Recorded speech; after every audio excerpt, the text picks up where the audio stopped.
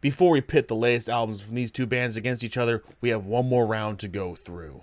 It's hard to think that these two albums came out so long ago already. I know everyone wants to hear the comparisons of 72 seasons and see if it will really truly destroy The Sick, the Dying, the Dead as much as people think it will, or if I've changed my mind on some of those tracks. More of that to come shortly, don't worry. We will be there next week. But for now, let's self-destruct and enter our new dystopian landscape.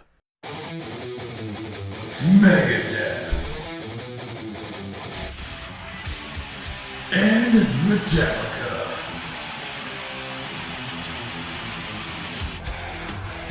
The one scrappy underdog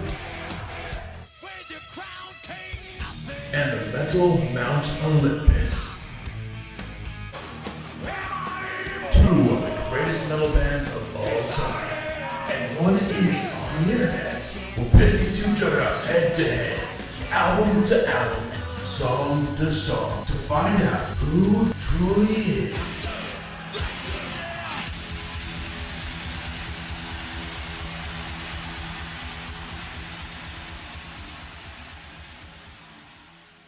But before we actually truly get into this round, we have an announcement for those who pay attention to the community tab and everything going on right now. We have merch! Yes, we finally have merch here for the Fenrirock clan, for the Fenrirock clan universe, for the Rise of Fenrir, for the different series we have on this channel, for the different logos, different types we got one for the main logo. We have more stuff coming soon as well, but I'm so excited to finally actually have merch available for you guys outside of Patreon, because the Patreon is gone.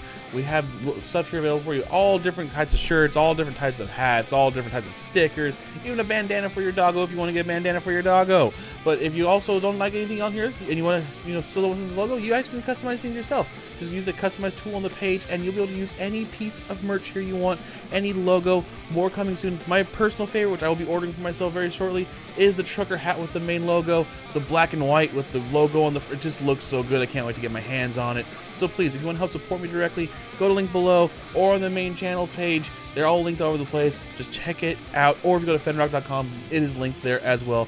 Thank you guys for the support. Thank you for checking out the merch. If you buy some, I love you so much. Rock it, represent the Fenrirock clan, and show your love for everything Fenrirock.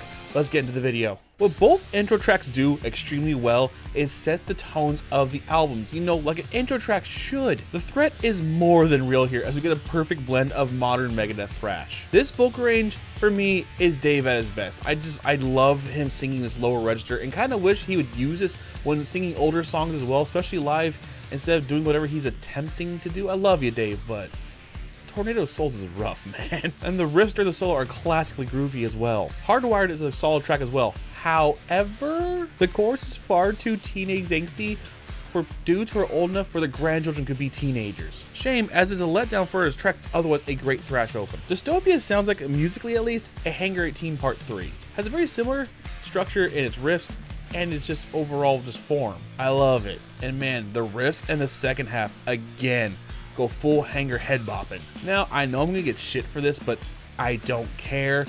I've always felt like Atlas Rise has gotten a little bit too much hype behind it. I hate to clarify this every single time. I'm not saying it's bad whatsoever. But man, people were acting like this was the second coming when it came out. The main riff is great.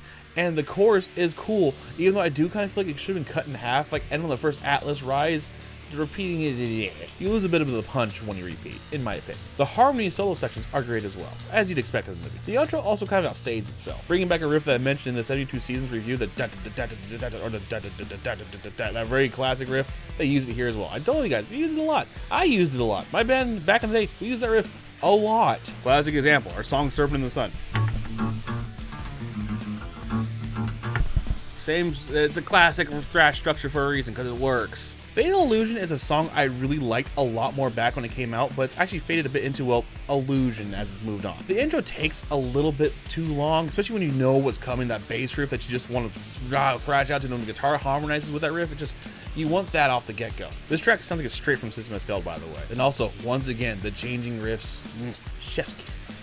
Now that we're dead, it's a track I love since day one. The slow, simple chugging groove always gets me. The song is the definition of smooth, fitting together just so nicely. Such a great song. Moth and the Flame to me, unlike Atlas, got all the praise it deserved. An instant thrash classic that just hits the spot. Some will hate me for saying this, but if you haven't been paying attention or you're new here, again, I don't care. I wish they would do a recorded version with Gaga. The live version with Gaga kicks ass, especially when you realize like the mics were out, they couldn't hear themselves. And, oh, eat your heart out, Mariah Carey. For those who don't understand that, those who know. It's, oh man, New Year's was crazy. Death is a cool track in its own right, but Moth is straight flames. Bullet has a very uneasy feel to it, perfectly encapturing its subject matter. Song is dark as hell in all the best ways. Death No More really seems like, or I'm pretty sure it was confirmed to be the thing that should not be part 2. It just didn't hit the mark for me. It does remind me a bit more so of Loch Ness from Judas Priest, which in itself is awesome. Still a great track, but Bullet sticks it in my brain. Post-American World feels like a track I should like more, but it just, I don't know, never resonated with me. Plus, Dave, how many times are we gonna do the same chromatic riff over and over again? 1,000 Times Goodbye, this song, Letting Go the Blind, dun, dun, dun, dun, dun, dun, dun, dun, dun. Like, he loves his 0, 4, 3, 2, 1. He just loves counting down. Again, New Year's, I guess. Halo on Fire is gorgeous. Enough said. Okay, now this is a matchup. Shadow's amazing symphony-styled intro, giving way to that Stephen King, Edgar Allan Poe fever dream of a song. It's just perfection. Confusion is a fantastic song as well, covering a subject matter this band has covered in great success over and over again. This round is extremely close, but in the end, it goes to Poisonous Shadows. And here is where things kind of start to tilt one way. It's pretty well known that Hardwired to Self-Destruct is extremely front-loaded, minus a certain song we'll get to. Conquer or Die is just the song Dave let Kiko go off, and man, did he go off. The main riff of Man Unkind is groovy, that's about it. Lying in State comes firing out of a cannon and just completely melts off your face. Every second just makes you want to move. Then Here Comes Revenge, and it tries. It has great moments, but man, that chorus is awful. The track just feels very disjointed. Okay, The Emperor gives Hardwired a chance, because man, Emperor is a very strange track. The opening is silly, the pre-chorus tries to go a little more sinister, then the chorus is just ass. And by Savage has some fittingly well savage parts. The intro, the riffs, but the verse kind of reminds me of some of the not so great moments in Load Reload era. The pre-chorus is better. Then the second pre-chorus, they try to get cut with a little plucky thing, and then finally the chorus does the classic building a crescendo to build it back up to the main riff. But it doesn't really have the impact I feel it should. What wins this round for them though is when they start to chug. Oh, the chugs. Now, Metallica has a real chance to come back here, as they have 2 bonus tracks in this one. Remember, I don't count covers. Do they get a point for Murder 1? Of course. 1, it kicks ass. 2, it's about Lemmy. And you already know they're getting a bonus point for Spit Out the Bone. It's a top 5 Metallica track for me. It makes a real strong case for number 1. Maybe. We'll get to that later down the line. So, for the first time in this series, we have a tie, which means we need a tiebreaker. And who better to do that than ChatGPT? Comparing Megadeth's Dystopia and Metallica's Hardwired to Self-Destruct can be a subjective matter, as personal preferences and musical tastes play a significant role in determining one's preference. However, there's a tiebreaker that could help you make a decision. Lyricism. Both albums delve into different themes. Dystopia, by Megadeth's focus on socio-political issues, dystopian concepts, and personal struggles. In contrast, Hardwired to Self-Destruct by Metallica explores themes like self-destruction, inner conflicts, and introspection.